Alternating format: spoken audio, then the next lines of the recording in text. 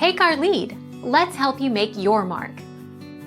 Our goal is your satisfaction. Let us show you the way.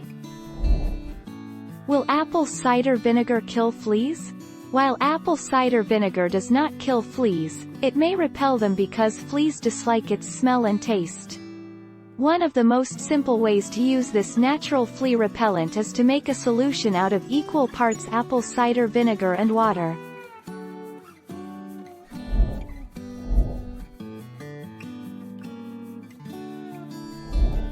Take our lead. Let's help you make your mark. Wash your hair with liquid Dawn dish soap and that will rid your hair of fleas.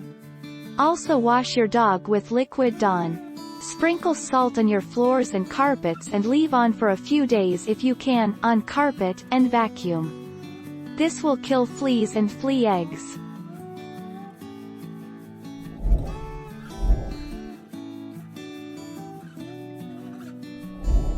Take our lead. Let's help you make your mark.